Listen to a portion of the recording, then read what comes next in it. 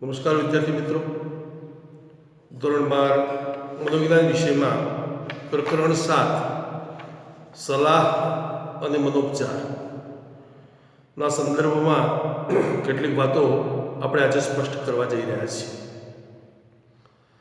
મિત્રો, સલાહ શબ્દ એ આપણો ચિર પરિચિત અને જૂનામાં જૂનો શબ્દ છે. સમાજમાં તમને આ શબ્દ સલાહ આપવી, સલાહ લેવી, શું કામ સલાહ આપો છો, સલાહ આપો ને, કે છે આવી વારંવાર અને અવારનવાર વાતો થતી તમે સાંભળી હશે. હવે આપણને પ્રશ્ન થાય કે આ સલાહ છે શું? આમ તો મિત્રો એક રમૂજી બાબત એવી છે કે ક્યાંક કોઈ વિદ્વાન માણસે કહ્યું છે કે આ દુનિયામાં કઈ એવી વસ્તુ છે જે આપવી ગમે છે આપણને પણ લેવી ગમતી નથી, અને એનો જવાબ હતો સલાહ. સલાહ આપવી દરેક માણસે ખૂબ ગમતી હોય છે, પણ કે સલાહ લેવાની વાત આવે ને ત્યારે માણસ ખચકાટ અનુભવતો હોય છે. પણ અહીં એ વાત નથી. આપણે તો મૂળ બાબત એ ચર્ચા કરવી છે કે સલાહ શું કામ લેવી પડે માણસે. તો પ્રાચીન સમયથી મિત્રો આ દુનિયાના લોકો પોતાના મૂંઝવતા પ્રશ્નો, પોતાને મૂંઝવતી બાબતો કે જે સમસ્યાઓ છે, અથવા તો જિંદગીમાં એવા મહત્ત્વના નિર્ણયો જ્યારે લેવાના થતા ત્યારે મિત્રો વડીલોની સલાહ અથવા તો શાળા માણસોની સલાહ એ લોકો લેતા. કે શેનો એની પાછળનો આશય કયો હોય? તો અનુભવી માણસોનું માર્ગદર્શન મિત્રો આપણને આવા મહત્ત્વના પ્રશ્નોમાં મહત્ત્વની સમસ્યાઓ ખૂબ ઉપયોગી સાબિત થાય છે. સમસ્યા ઉકેલની બાબતોમાં પણ કશા સલાહ સૂચન એ સમસ્યાગ્રસ્ત માણસને ખૂબ જ ઉપયોગી સાબિત થતું હોય છે. કે આપણા દેશમાં પહેલાં રાજાશાહી હતી મિત્રો, અને એ રાજાશાહી વખતે રાજાઓ પણ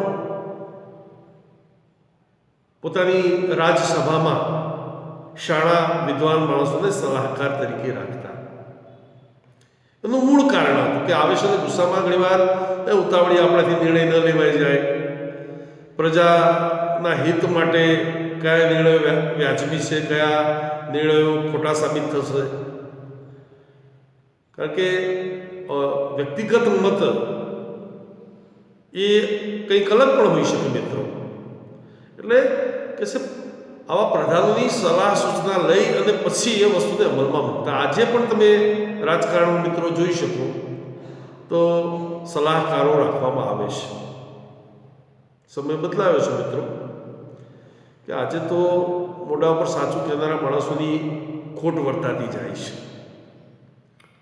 મોટાભાગે લોકો ખુશામત કરીને અથવા શાસકને સારું લાગે એવું બોલીને જીવતા હોય છે.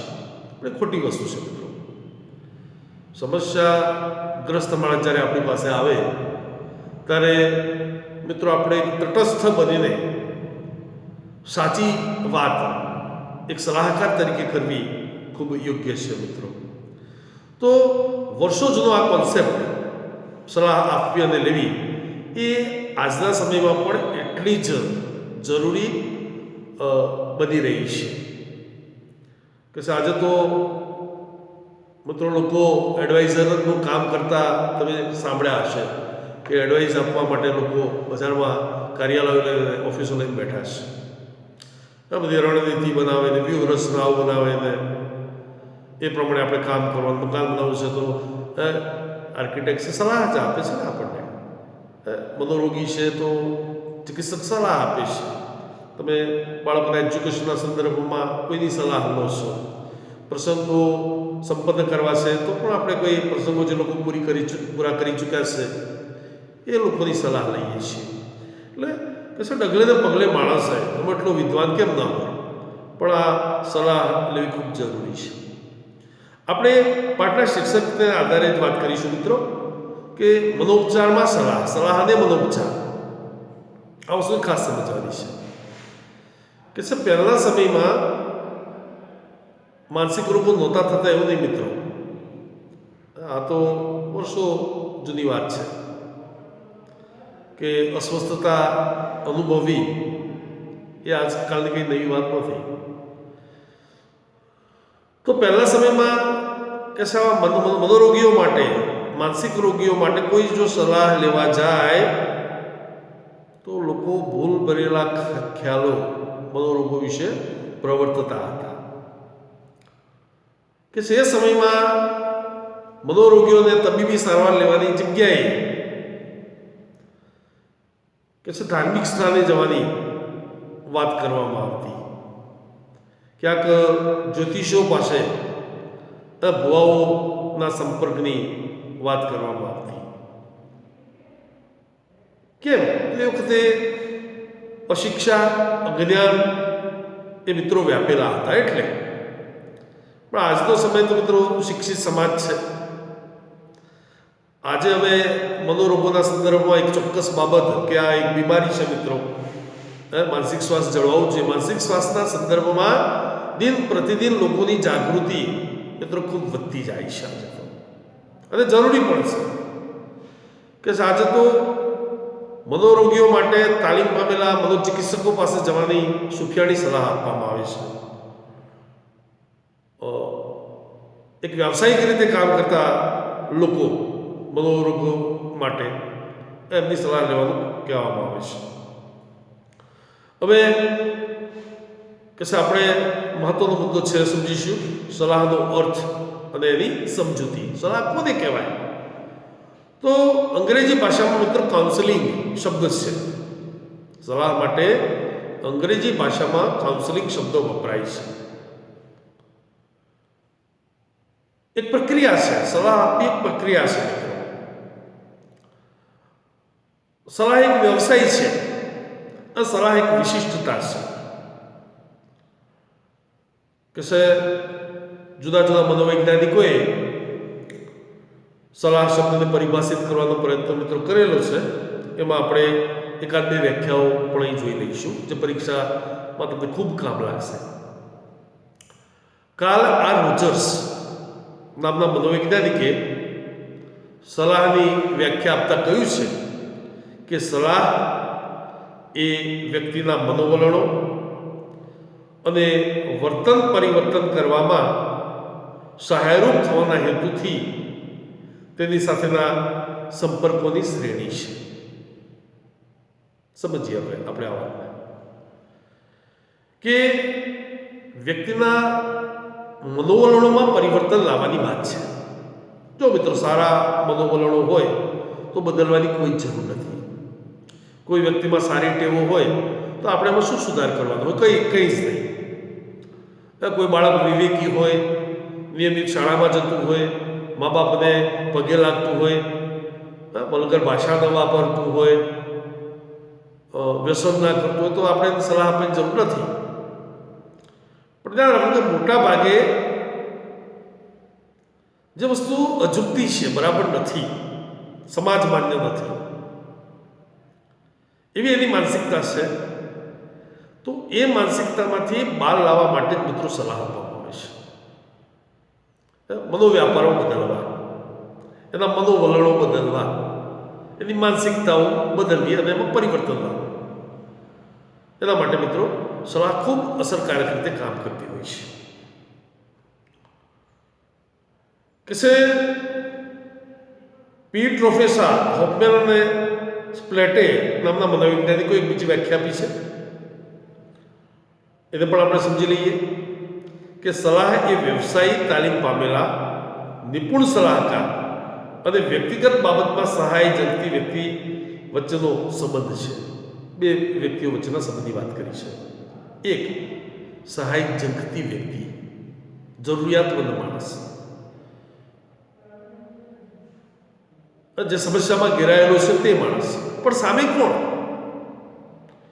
સ્પષ્ટ સમજી લેજો મિત્રો, સલાહ આપવાના રાઇટ્સ કોના છે, કોણ સલાહ આપી શકે?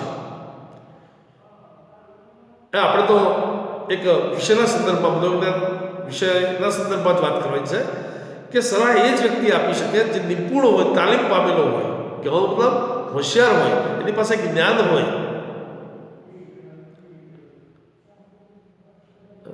એ સલાહ આપશે તો સમસ્યા ઉકેલ થશે. ને તો શું થાય કે ભાઈ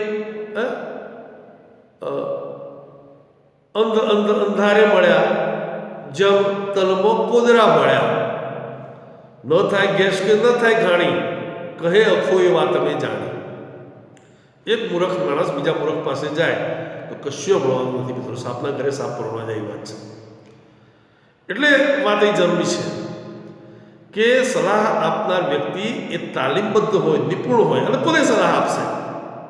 તો જે વ્યક્તિ મૂંઝાયેલી છે, મૂંઝવણ અનુભવે છે, સમસ્યાથી ઘેરાયેલી છે, એ સલાહ લેશે. કે સલાહની આ પ્રક્રિયા આપણે વાત કરી કે એક માનસિક આખી પ્રક્રિયા છે. એમાં બે કે બેથી વધારે વ્યક્તિઓ એકબીજાના સંપર્કમાં આવતા કઈ રીતે આ કાર્ય સંપન્ન થતું હોય છે એ વાત છે. કે ઘણીવાર એક જ પ્રકારની સમસ્યાવાળા માણસો પણ વધારે હોઈ શકે અને ક્યારેક એવું પણ બને કે સલાહ આપનાર માણસો એક કરતાં વધારે હોઈ શકે. કે એમની વચ્ચે શું થાય? આંતરક્રિયા થાય. હવે આંતરક્રિયા એટલે શું એ પણ સમજી લો. પરસ્પર પ્રશ્નોનું આદાન પ્રદાન થશે મિત્રો. કે સલાહ આપનાર એ જે વ્યક્તિ સલાહ લેવા આવે છે એને શું મૂંઝવણ છે, ક્યારથી છે, શું થાય છે, કયા પ્રકારે થાય છે, એ જાણવાનો પ્રયત્ન કરશે અને એ સમસ્યામાંથી છુટકારો મેળવવા માટે એ કેટલુંક માર્ગદર્શન આપશે. એટલે પ્રશ્નોનું આદાન પ્રદાન એ આંતરક્રિયા છે. એ આંતરક્રિયા થશે.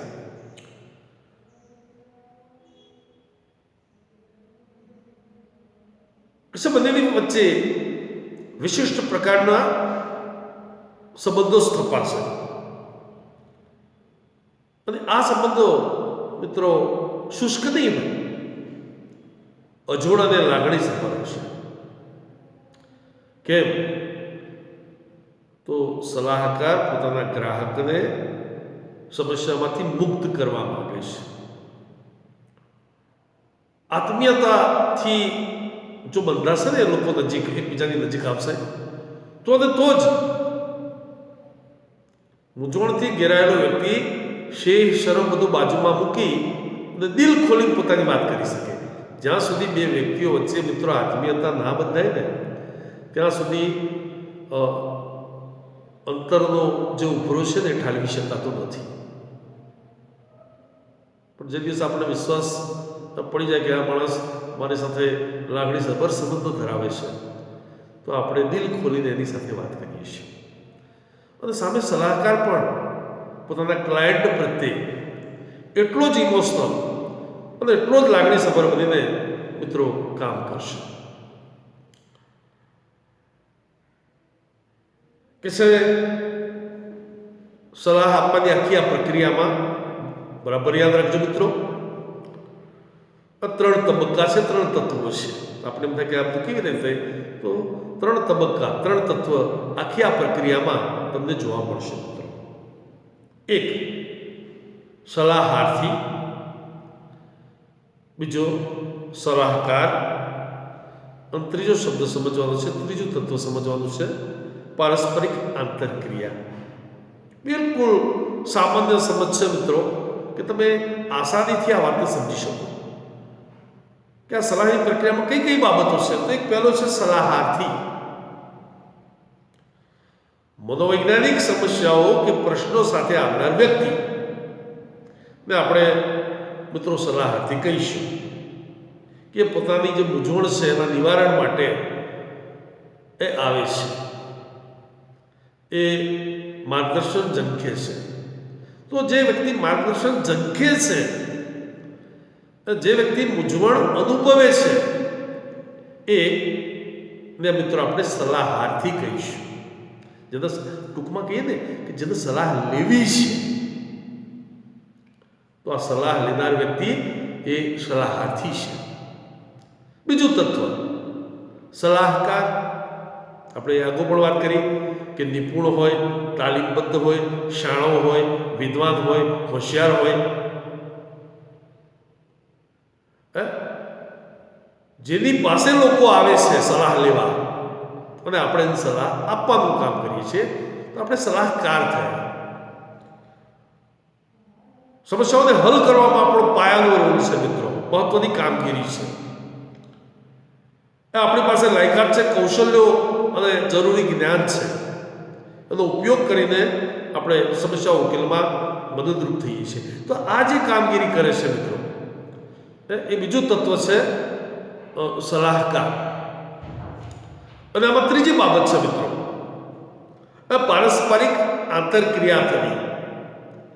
કોઈ મૂંઝવતા પ્રશ્નો લઈને આવનાર વ્યક્તિ કશું કહેશે જ નહીં તો સલાહકારની આગળ આવીને પોતાની સમસ્યા જ ના બતાવે તો, અથવા તેને સમસ્યા બતાવી સલાહકાર કોઈ માર્ગદર્શન જ ના આપે તો સલાહની પ્રક્રિયા સંપન્ન થશે નહીં ભાઈ. એટલે જરૂરી છે આમાં કે સલાહકાર અને સલાહાર્થી વચ્ચે પરસ્પર આંતરક્રિયા થાય. સલાહાર્થી પોતાની મૂંઝવતી બાબતો છે એ સલાહકારની આગળ આવીને પ્રગટ કરે. સલાહકાર પોતાની બુદ્ધિ, લાયકાત અને કૌશલ્ય વડે એનું યોગ્ય માર્ગદર્શન કરે. બંનેની વચ્ચે આ લાગણીસભર સંબંધો હોય, એક આત્મીયતાવાળા સંબંધો હોય, અને આજે આદાન પ્રદાન થવાનું છે આખી પ્રક્રિયા દરમિયાન. તો એ મિત્રો આંતરક્રિયા છે. કે સલાહની ખૂબ જ ઉપયોગિતા છે મિત્રો વર્તમાન સમયમાં. આજે લોકો સલાહના અભાવે રાહ ભટકી જતા હોય છે. એમને પોતાની જિંદગી ઘણીવાર યોગ્ય માર્ગદર્શન ન હોવાના કારણે નિરસ અને સૂકી લાગતી હોય છે, શુષ્ક લાગતી હોય છે. ઘણા માણસો યોગ્ય સમજ ન હોવાના કારણે દુનિયામાં ઘણી બધી ગેરસમજો કરી બેસે છે. કારકિર્દી અને લક્ષ્યાંકો સુધી પહોંચવા માટે પણ મિત્રો આપણો કોઈક યોગ્ય ગાઈડ હોય એ ખૂબ જરૂરી છે. આપણો પથદર્શક હોય, માર્ગદર્શક હોય એ ખૂબ જરૂરી છે. આ બધા એકલવ્ય નથી મિત્રો કે દ્રોણના પૂતળા બનાવીને સામે બેસીને જ્ઞાન પ્રાપ્ત કરી શકે. એ વાતમાં કેટલું તથ્ય છે એમાં મારે પડવું નથી, પણ આજે તો મિત્રો આપણે આપણા કરતાં અન્ય વિશેષ અનુભવો ધરાવતા માણસની પાસેથી મિત્રો કંઈક ને કંઈક સલાહ સૂચન મેળવીશું તો જ આપણે જીવનમાં યોગ્ય રસ્તે જઈ શકીશું. અને એમાંય ખાસ કરીને આજે મિત્રો મનોભાણની સદી છે, ચિંતાની સદી છે, વ્યગ્રતાની સદી છે. લોકો ટેન્શનથી પીડાય છે, જાત જાતના મનોરોગો આ દુનિયામાં છે, જાત જાતની શારીરિક અને માનસિક બીમારીઓ આ દુનિયામાં છે. જો તમારી પાસે યોગ્ય માર્ગદર્શન નહીં હોય તો તમે એની નીચે દબી જવાના મિત્રો. અને કુદરતે આપેલી આપણને એક સરસ જિંદગી મુશ્કેલ લાગશે. એ આપણે જો કે કરોડિયામાંથી પણ આપણને સલાહ મળે છે. કરતા ઝાડ કરોડિયો ભોઈ પડે પછડાય, વણ તૂટેલે ત્યાં તણે ઉપર ચડવા જાય. પ્રયત્નો કરત અભ્યાસ તે જળમતી હોત સુજાન, રસરી આવત જાત તે શિલ પર કરત નિશાન. કબીર, નાનક જેવા માણસોની વાતો આજે પણ આપણા જીવનમાં ખૂબ એટલી કામ લાગે છે. નરસિંહ અખાની વાતો પણ આપણે ખૂબ કામ લાગે છે. એટલે મારો કહેવાનો ભાવ શું છે કે એ લોકો આજે આપણી સાથે હયાત નથી તો પણ એમણે કરેલી એ વાતો વર્તમાન સમયમાં ખૂબ બંધબેસતી હોય એવું લાગે. તો કહેશે આ આંટીઘાંટીવાળી દુનિયામાં યોગ્ય માર્ગદર્શન મળવું એ આપણે ખૂબ જરૂરી છે. તો તો આ રીતે મિત્રો સલાહ અને